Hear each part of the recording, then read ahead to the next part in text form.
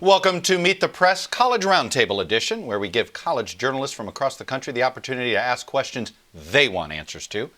This week, America is addressing two public health crises, seemingly at odds with one another.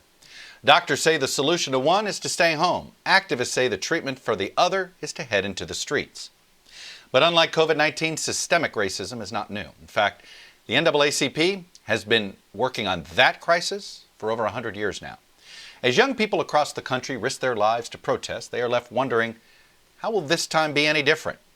Our guest is Derrick Johnson. He is the current president and CEO of the NAACP.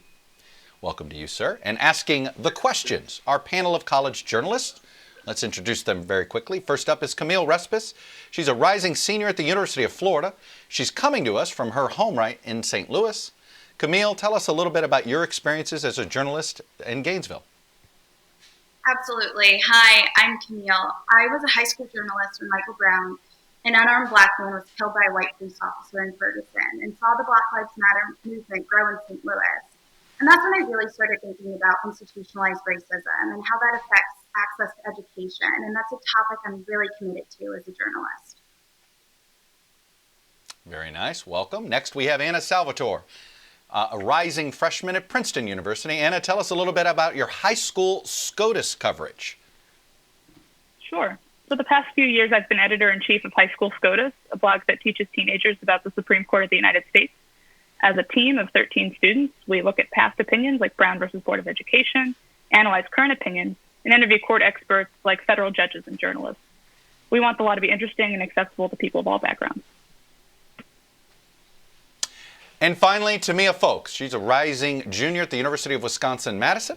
Tamia, you're coming to us from Milwaukee, where we saw pictures of people standing in long lines to vote during a pandemic. Tell us, what is it like for you to vote in that April primary? Hi, Chuck. Yes, I am joining today from my hometown in Milwaukee, which is one of the most segregated cities in the country and is ultimately very impacted by coronavirus. And so this past April, I stood in line for my grandfather because he has cancer and a pre-existing condition which makes him increasingly susceptible to coronavirus. And so my passion for speaking and writing on issues that affect marginalized and oppressed communities come from seeing what I see in Milwaukee and knowing that that is really perpetuated here very effectively. All right, Tamia. I'm going to leave the baton with you. You've got the first question for Derrick Johnson. So, Tamia, fire away. Yes, President Johnson, it's so nice to speak to you today. Thank you so much for taking time with us. I was wondering that with your We're Done Dying hashtag being set to mobilize and encourage people to demand change and action in policing and governing, I was wondering what the significance was for you in deciding to end it on November 3rd, and how will you continue that work after November 3rd? Well, thank you for the question. And so our hashtag We're Done Dying is the pivot for us to stop talking about the problem and become the solution that we're looking for. November 3rd is only a juncture in the advocacy for public policy. Without November 3rd, we cannot put the people in the seats who are decision makers, the policy makers necessary to implement the policy priorities that we have laid out, so that we can, as a community, as a nation, stop dying. We are done dying. Absolutely. And just a quick follow-up, I was curious, do you plan to sway or help people understand issues in a specific way by pushing this to be so centered around the election? Absolutely. So if you look at policing in this nation, there are some big picture federal policies that we need to put in place. Qualified immunity, that is a law that was put in place, judicial law, that give police authorities power to commit crimes without true accountability. That's not fair to our system. Our nation has been held captive as a result of that recently. And so we need to remove qualified immunity nationally so that we can get police officers who are part of the community, who are protecting and serving the community and not negatively impacting the community. Thank you. Anna, next question. Thank you for being here, President Johnson. I also have a question about your We Are Done Dying hashtag. As part of that, the NAACP is demanding that citizen review boards be created in communities to hold police accountable. However, a Department of Justice report found that the Chicago board faltered until it gained more independence from the city. So Will the NAACP ensure that citizen boards have subpoena powers to review police records?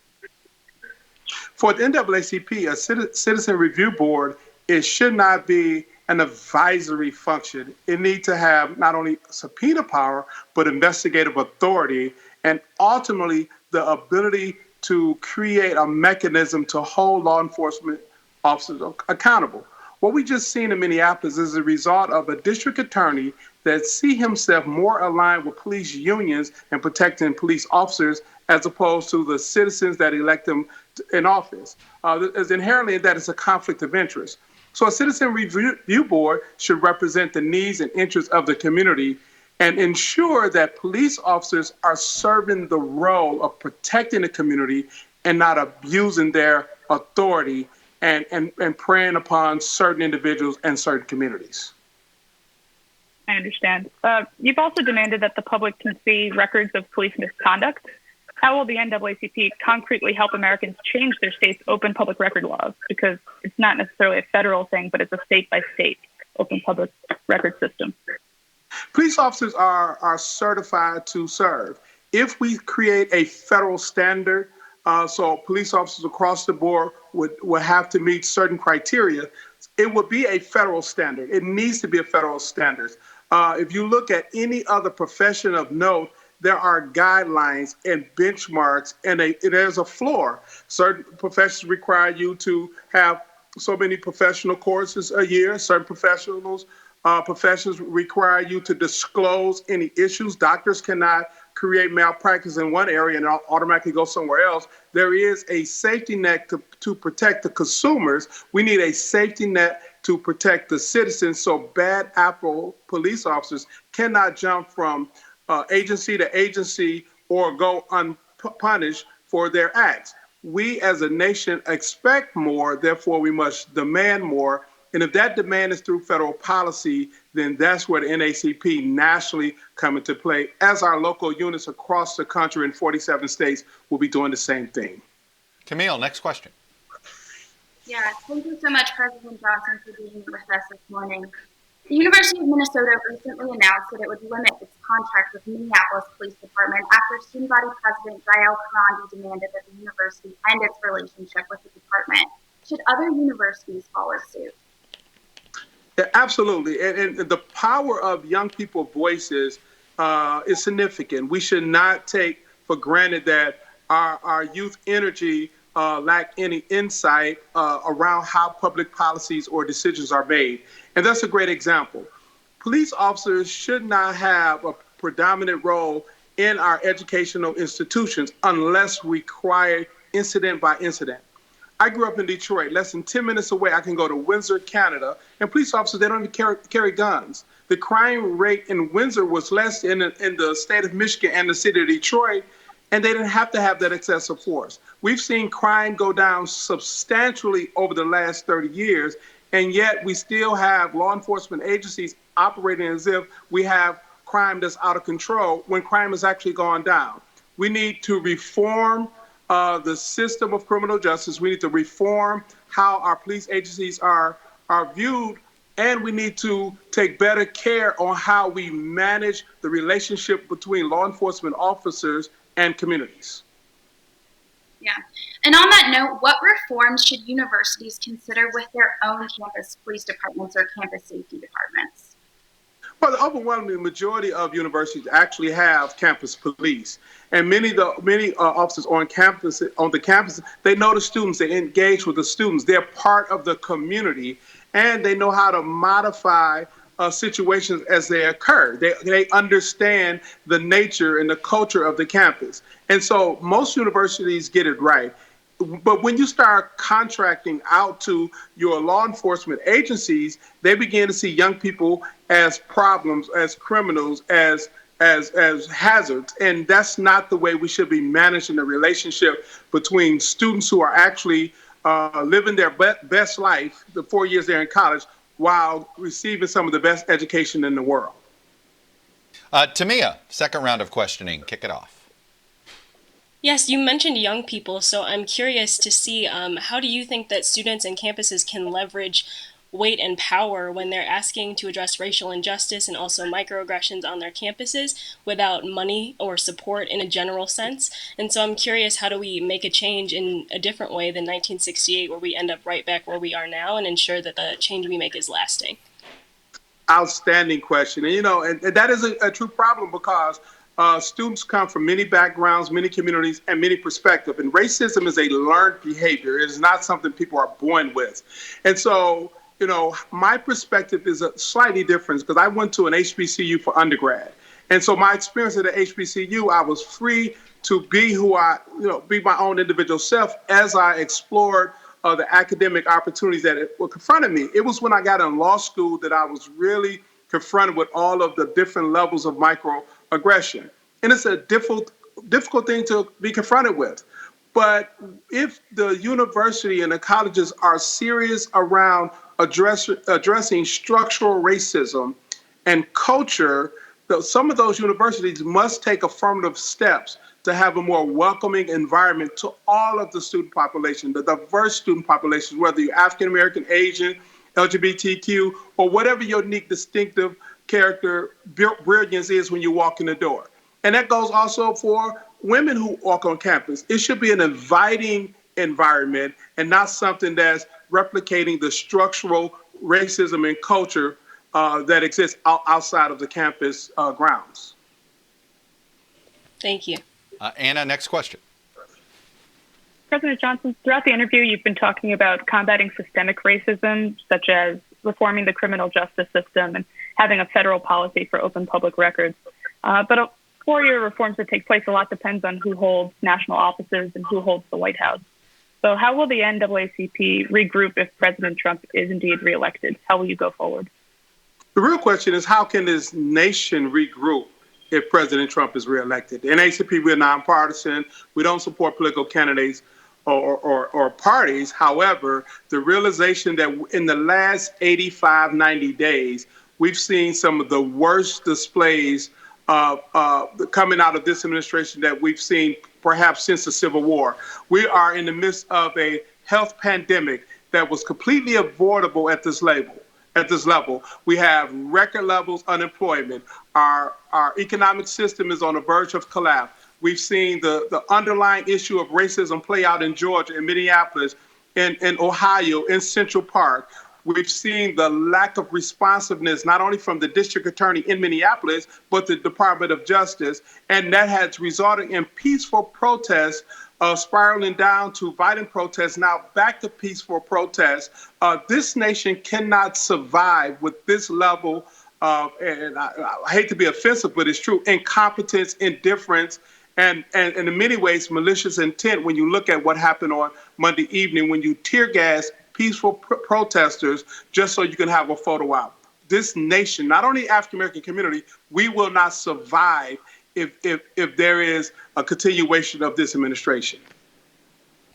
Those are strong words, President Johnson. Those are very strong words. We will not survive if there's another term. There's no way. If you think about the level of divisiveness that's taking place, the absolute disregard for human life, and what I call people who are different. We are devolving into a system of tribalism, which is unfortunate because this nation has so much to offer if we embrace our diversity. Camille, you have the final question. Go for it. President Johnson, what do you see the NAACP's role as in the Black Lives Matter movement, especially as it relates to college students and campuses? Civil rights and social justice is not a competition. Our role has always been and should always be, we support all the multiple voices in the social justice movement who are all speaking in terms of equal protection of the law, equality for all, and managing and maintaining a just system.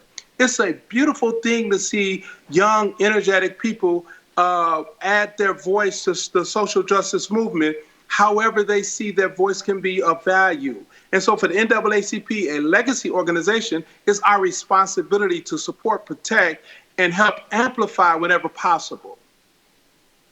Derrick Johnson, President of the NAACP, really appreciate you coming on. I know our journalists appreciate it as well, and we all appreciate that you didn't hold back. It's a tough time for a lot of Americans. Good luck, stay safe, and thank you for your leadership. Thank you for the opportunity. You got it. Let me turn now to our student journalists. All right. Tamia, I'll start with you. What's your biggest takeaway? I think that quote that we won't survive if we don't take action is really impactful to me. I do a lot of nonpartisan voter engagement on my campus, and we've seen the impact of people feeling divided and not a part of the community. And I think that very much plays a large role, and I'm curious to see how it will continue to play a large role in the coming months leading up to the election.